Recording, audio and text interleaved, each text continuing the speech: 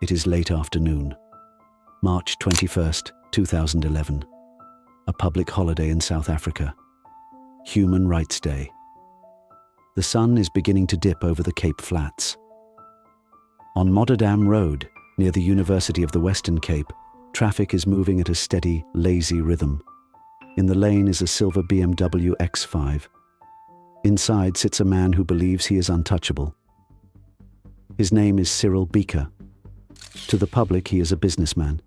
To the police, he is a person of interest. But to the shadow world of Cape Town, that dark, submerged network of spies, gangsters, and corrupt officials, Cyril Beeka is something else entirely. He is the hub, the connector. Before we dive into the mystery of Cyril Beeka, please hit that subscribe button and give this video a like.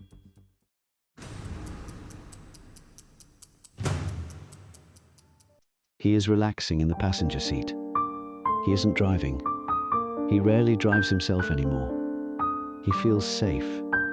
After all, he carries the secrets of the most powerful men in the country in his head. Who would dare touch the man who knows where the bodies are buried? A motorcycle appears, not passing by, but pulling up alongside. In the underworld, a motorcycle is rarely a good omen. It offers speed, agility, and an easy escape. The rider glances into the BMW. Eye contact is made. 19 shots, professional, controlled, devastating. The bullets tear through the luxury car. The driver is hit but alive. But the passenger, the target, stands no chance. The bike screams away into the Belhar traffic, disappearing like smoke.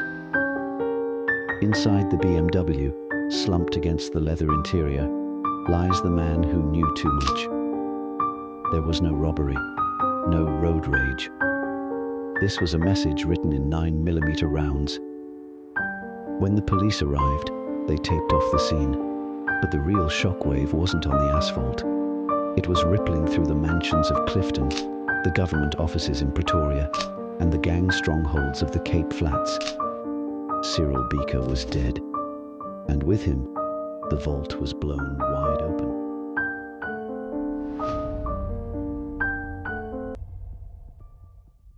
To understand why Cyril Beeka died on that tarmac, you have to understand the city that made him.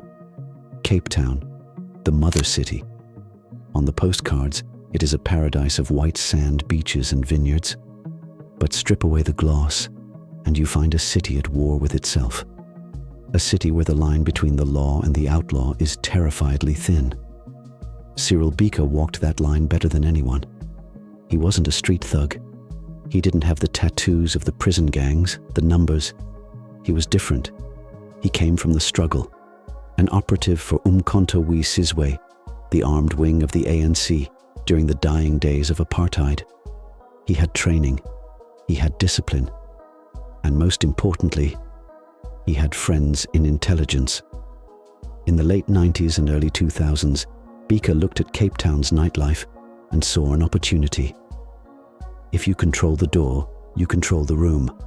And if you control the room, you control the drugs. He pioneered the modern security racket. His company didn't just provide bouncers, they provided permission. If a club owner wanted to operate in the city center, on Long Street or Loop Street, they needed Beeka's people at the door. It was a brilliant business model. It legitimized muscle.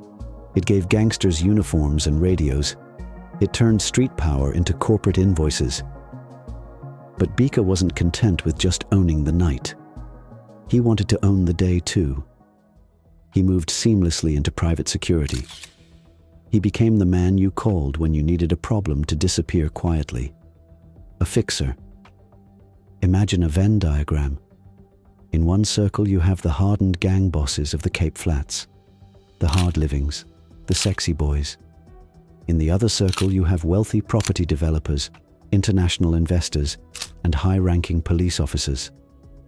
Cyril Beeka was the sliver where those two circles overlapped. He spoke the language of the boardroom, and he spoke the language of the street. He could have lunch with a police general at the V&A waterfront at noon, and take a meeting with a drug lord in Mitchell's Plain at midnight. This made him indispensable, and it made him rich. But in the intelligence world, they have a saying: an asset is only an asset as long as they can be controlled. Cyril Beeka was becoming uncontrollable.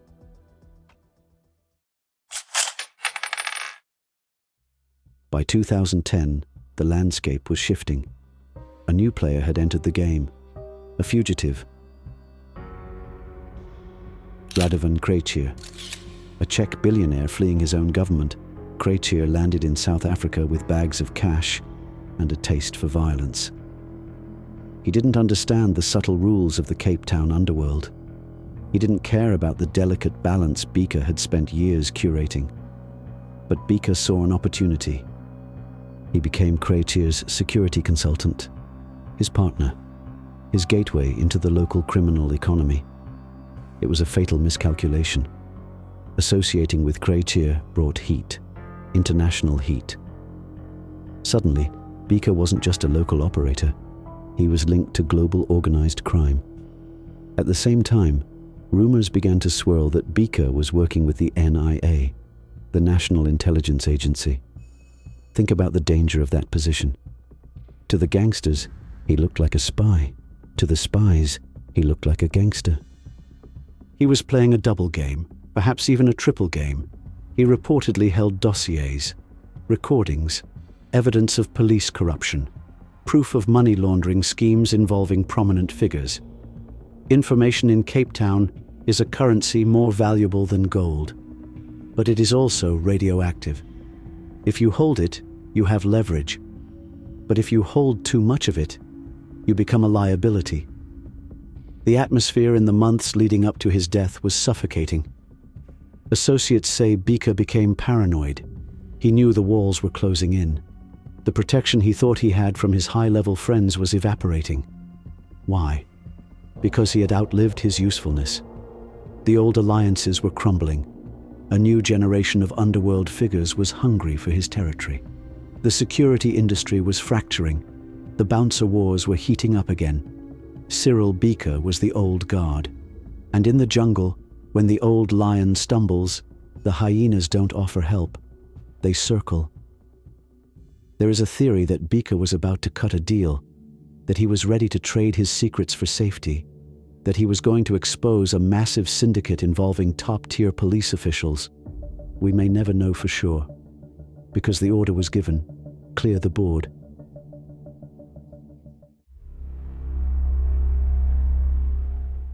Let's go back to Modderdam Road. The hit was not random. It required precision timing, intelligence.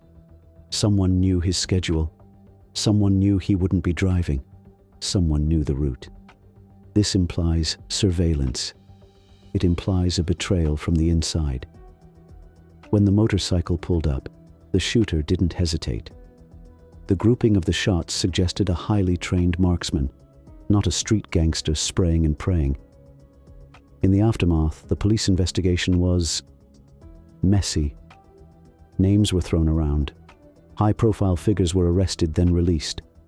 The trial of alleged mastermind Nafiz Modak and others became a circus of delays, legal technicalities, and disappearing witnesses. For years, the case file gathered dust. It fits a pattern in South Africa. When a high-profile figure with links to the state is assassinated, the investigation often hits a brick wall. Evidence goes missing. Officers are transferred. The silence descends. The driver of the vehicle who survived could only say so much.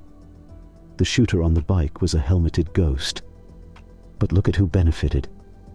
With Beeka gone, the security industry was up for grabs. With Beeka gone, the secrets he held about corrupt police officers died with him. With Beeka gone, the barrier stopping the new, more violent faction of the underworld was removed. His death was a hinge point. Before Beeka, there was a semblance of order. After Beeka, chaos reigned. The streets of Cape Town exploded into a violent turf war that is still being fought today. Cyril Beeka was not a hero. He was a man who profited from fear. He built an empire on the threat of violence. But his death tells us something profound about the nature of power. We like to think that there is the overworld, the world of laws, taxes, and government, and the underworld, the world of crime and gangs. The story of Cyril Beeka proves that there is no line. It is a gradient, a grey zone. He lived in that grey zone. He thrived in it, until the darkness he managed finally swallowed him whole. Today, if you drive down Rotterdam Road, there is no monument. The traffic flows just as it did on that quiet public holiday in 2011. But in the smoky backrooms and sterile corridors of power, his name is still whispered, not as a man, but as a lesson. In this city, you can have money, and you can have power, but you can never, ever be safe. Because the most dangerous weapon in the underworld isn't a gun, it's a secret, and eventually, someone will kill to keep it.